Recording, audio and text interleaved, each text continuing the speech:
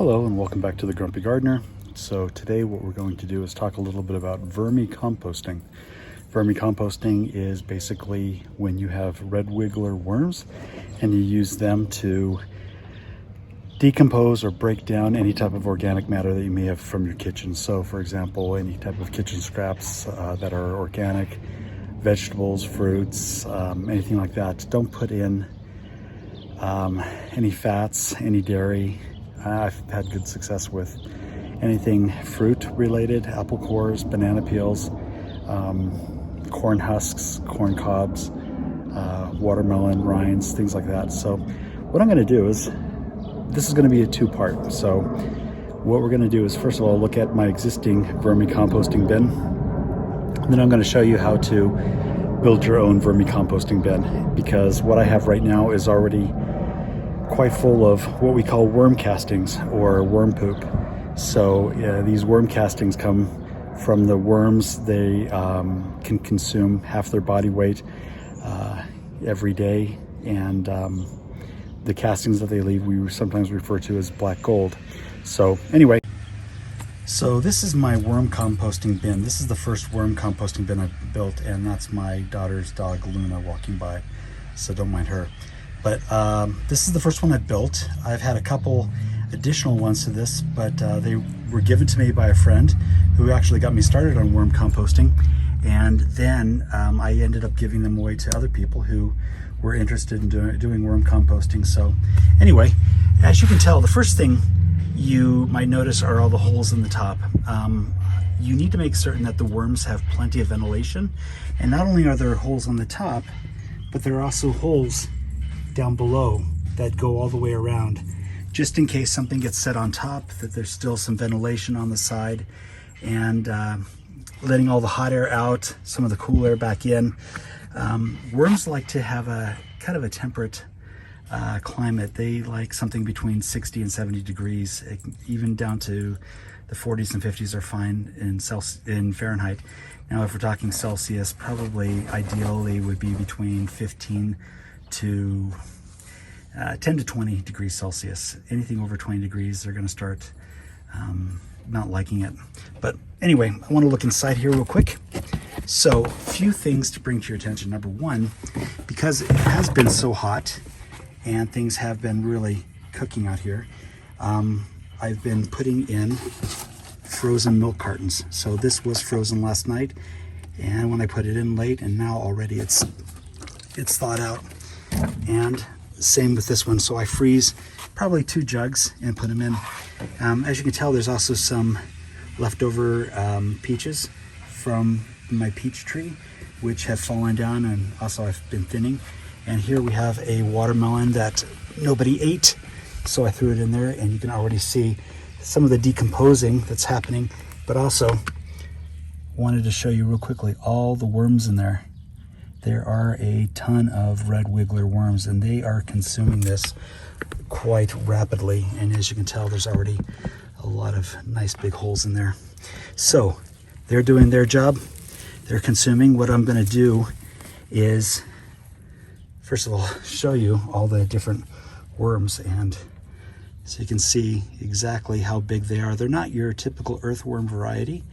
They're more, a lot smaller. They don't like the light. They like the cool, and they will dig down and burrow down to try and get away from the light. So anyway, and as you look down in here, there's also quite a bit of that black gold. Let me just see if I can pull out a little bit here. And as you can see, a lot of this is just decomposed material, but this is excellent for use in your garden. If you put it around the bases of your tomato trees, or your tomato plants, and just kind of mix it in with the soil, you're going to have really good crops, and everything is going to grow extremely well. But just notice how black and loamy everything is right now. So another way that I keep the worms cool is I have this big tarp, and as you can tell, silver on one side and brown on the other. It's quite old, But if I fold it up several times and lay it on top, it usually is good enough to insulate and keep the cool inside, especially after I put in some frozen jugs of water. So I'm going to go swap out these water jugs and get 2 new ones that are frozen and put these back away, and probably rinse them off using irrigation water. That way all the black gold that's on the side of them will be able to go right directly into my plant trees, or into my trees. So I just swapped out the thawed out water jugs and soda jug, and here we have a couple frozen jugs. Now again, we're not trying to actually freeze the worms. What we want to do is just keep the ambient temperature there nice and cool, and especially in this type of heat, having some nice cool frozen jugs in there is a good thing. So what I'm going to do now is I'm going to create a new worm bin, take out a bunch of the compost that's already in here, a lot of the black gold, the worm castings, reserve it for my garden, take it out there, and then also move about half the organic materials over into the next worm bin and move a lot of the worms over there as well, because we just have way too many worms in here and they're running out of space and material in which to work. Okay, so welcome back. I'm just going to go over briefly all the different items you're going to need for making your worm bin. So here we have an old plastic bin that I have found around the house, and easy to use, easy to care for, and it's fairly durable, and it's very lightweight, so this is probably the optimal one. You don't want it too deep, otherwise you're going to be digging down quite a bit to get to all the worm castings. This is probably the deepest that I would probably want to go. But yeah, it's pretty good. Now what we're going to do is we're going to drill several holes on the top to provide for plenty of ventilation, some holes around the outside, just around the edges, so that nothing spills out. We don't want it down too far. And then we're also going to drill some drainage holes right around the edge here at the lowest point. What I would often suggest people do is put some sort of drain to catch any spillage or any excess water that leaks out, because that is what we call worm tea, and that's really good for catching and putting around your trees, your plants, what have you. So what we're going to do is start off by drilling some holes, and let me just tell you all the tools that we're going to use for this. We just have a quick power drill. I think this is maybe a 16th bit or an 8th bit. So nothing big. Anything bigger, you're going to be letting in too much light. This is enough to provide plenty of ventilation, but without letting in a lot of light or letting in a lot of heat or excess air. I have an old gunny sack that I had in my garden. I'm going to use that on the bottom to prevent the worms from crawling out those drainage holes. So we want to make something that's at least provides a kind of a catch, so that the worms don't get flooded out in case something happens. This right here is what's called coconut core. Coconut core is taken from coconut husks, and it's shredded, pressed, cleaned, rinsed, made really clean so that you can use it. So it's highly useful in plant beddings, pottings, potted soil, things like that. It's excellent for worm beds. So I like to use it, and then I pour in about a liter or 2 of water, and that helps it to expand. And then I also put some organic matter in. So I'm gonna chop up a watermelon and put parts of it around and put in some more worm castings on top, just to kind of give them a starter and give them a bed, and go from there. And then also, what you should never be without is a machete. And funny thing, this is actually my wife's, and she filed it up the other day, and it's quite sharp, but I'm going to use it to cut up that watermelon I showed you earlier, so that it goes really quick, and so that the worms aren't trying to consume from one surface only, they're actually consuming from many surfaces. So if you chop up a large piece of watermelon, there's plenty of room for them to do work on. So let's get started.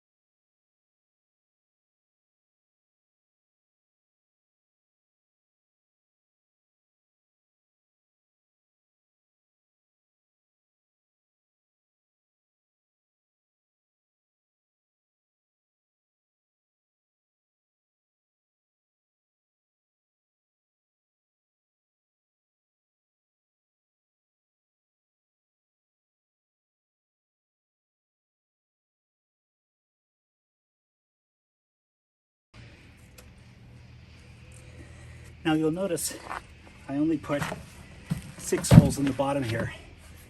So 3 on either side. That's really all we need. We just need enough to provide some drainage in case it gets overwatered, or if there's a leak, or if the sprinkler system hits it and it gets way too much water. We want that water to be able to drain out.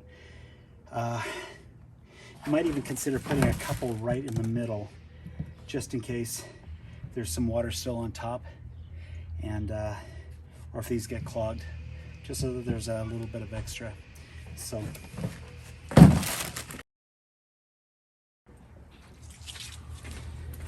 one other thing I want to point out before going too far is that you're going to create a lot of little plastic shavings, and you're going to want to definitely clean those up. So they're going to be in the bin, and they're going to be outside the bin. You definitely do not want to have those plastic shavings in with your worms. Chances are they will not consume it, but nevertheless, you don't want to be adding more plastic to your environment or into your compost than necessary. So try and get those all out, and then when you're done, shake everything out and go ahead and sweep that up.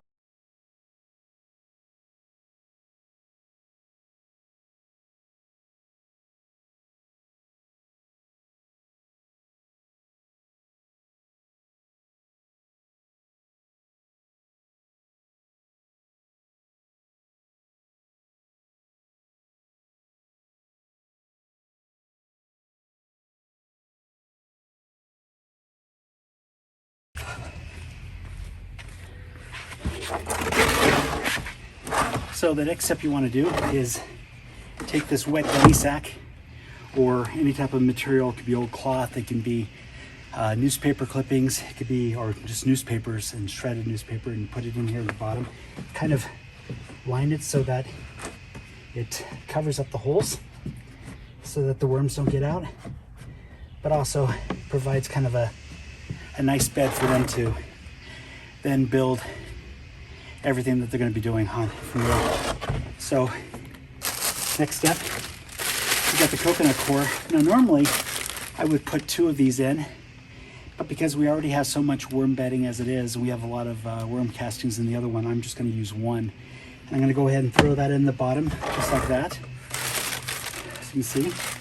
And I'll go ahead and run some water over it and wait a few minutes and let that rise up. And once it expands a little bit, we'll start putting worm castings, some organic matter on one side, and then start bringing the worms over, which begs the next item of business. If you have them, definitely keep a couple, at least a pair of some rubber gloves on, because you probably don't want to be digging your hands down around in the worm castings like I was doing earlier, but it's really nice to be able to use the rubber gloves to reach down in, pull the worms out, being gentle with them. You don't have getting a lot of the oils from your hand on them, but just moving everything over and getting them situated over here. Again, they like the dark, they like the cool, they like just the rich nutrients that you give to them. So I'm going to bring over the watermelon, slice it up, and get things going, and we'll step back here in just a minute.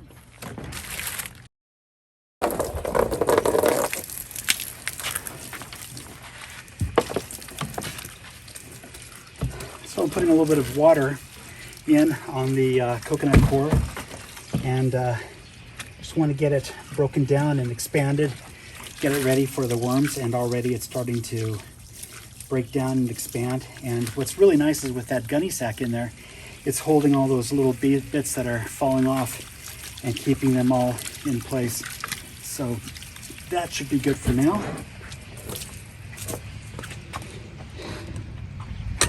If we look down inside, you can see it's already started to break down and expand, and it'll continue to do that for the next 5-10 minutes.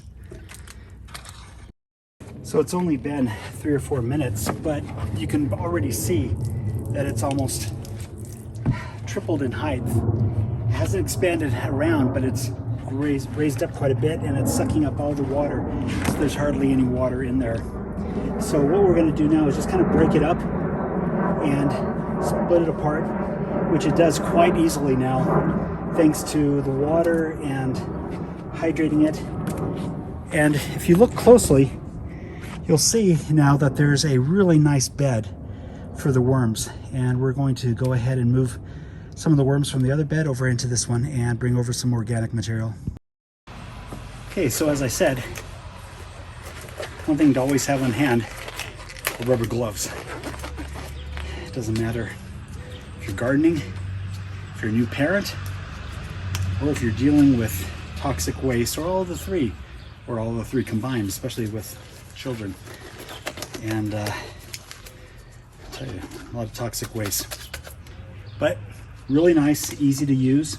And what we're going to do is, I've already moved over one of the water jugs, one of the frozen water jugs. We'll start cooling that down. We'll leave this one here. And I want to take my machete and put it right here. Let's go ahead and break this thing up into smaller pieces so that we can A, put some, keep some in there and put some in the new one, but also B, so that there's plenty of room, plenty of surface space for the worms to get at all that luscious goodness.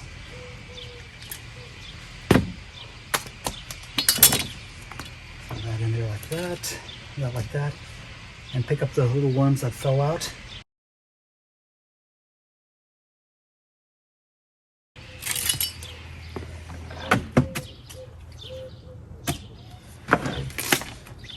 So as you can tell, we really don't need very much effort to cut this because this watermelon is already partly rotted. We're going to put this guy, these back in there like that, and basically chop that off. Right there, there, and there we go. So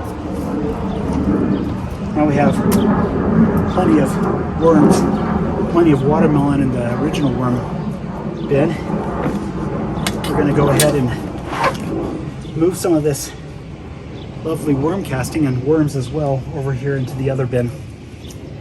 And as you can tell, there's really an abundance of worms, and I've given away several, but fortunately red wigglers tend to reproduce quite quickly, especially in cool environments and when given enough organic material to continue to populate, continue to grow.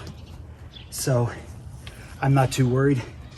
If anyone ever wants more worms, I have plenty to give them. And I'll just continue growing more and more worms. Now you'll notice that they tend to be on the top because that's where the organic material is. They tend to stay away from the bottom because they're not like earthworms. They don't burrow down into the earth like earthworms do. But what you can do is lightly cover up some of the organic material that you put in here so that they'll kind of go down and attack what's down below. But I want to move some of that stuff over, and there's still plenty in this original bin. Now you'll notice I have some peaches that when I thinned my peach tree got thrown in here, and I like to give them something sweet but also some vegetables as well. And there is really just an abundance of these red wigglers in this original bin. We're just going to move them over and give them more room to grow, populate. Now, one of the problems I've been dealing with lately is coming up with enough organic material to keep them fed. So a friend of mine works at a grocery store here in Utah. He's one of the general managers, and I asked him what they do with all their leftover produce that is either rotten or it's past its expiration date or just not good anymore. And he says, well, they do donate it to a composting company, and they take all the green waste and send it on. They put it into a bin in the back of their store, and the company comes by and picks it up weekly. And I said, oh, interesting. How might I avail myself some of that organic matter? And he says, well, he's seen people dumpster diving in there before, And I said, so you're not gonna condone dumpster diving, but at the same time, you're not going to strictly prohibit it, right? And he goes, yeah, wink, wink.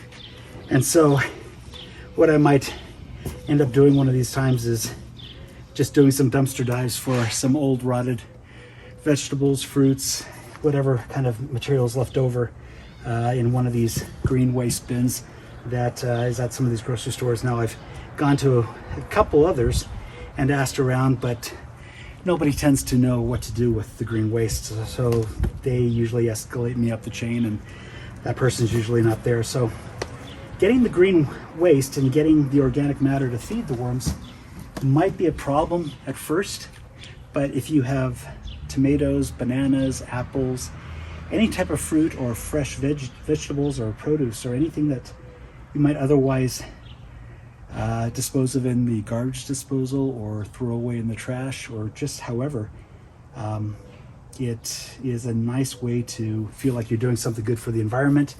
You're not filling up the landfill, you're just you're feeding worms, first of all, but then you're also producing a product. And as I dig down further down, you're going to see it gets thicker and thicker, and now it's almost entirely, with the exception of a worm here or there, it's almost entirely black gold. And this you can put directly into your garden bins. You shouldn't worry if some get into your garden bin, they're not going to eat your plants. They probably won't make it, but just try and keep as few getting into your garden bin as possible. So I'm going to pull over some more black gold here, just so we have a good base on which to work.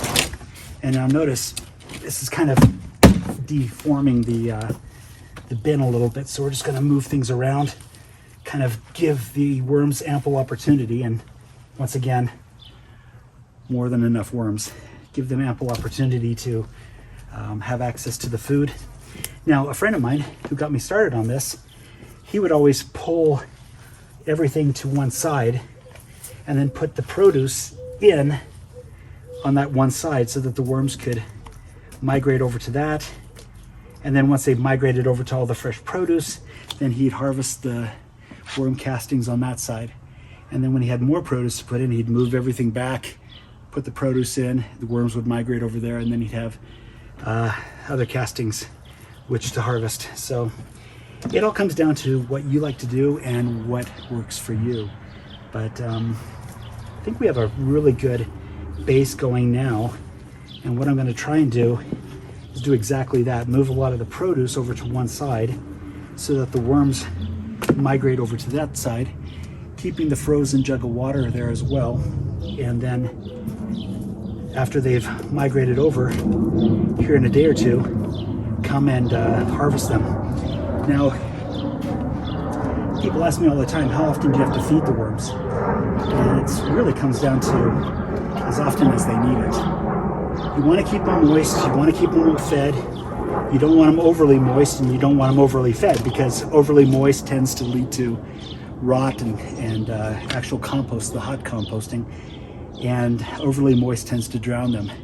And also, putting too much produce in at one time, it can start its own composting, and so it'll generate heat, and the heat is something that the worms don't like, as well as the light. So anyway, I think we have a pretty good job here, and I'll just move a few more things over so we have a nice bed in this new one. Now, in the past, I've oftentimes used like a gunny sack to cover them up to keep the moisture in, but I've discovered that the moisture stays in just fine as long as you put the lids on, and as long as you put then the tarp over them, so that it reflects a lot of that heat back into the atmosphere, so it doesn't heat up the inside.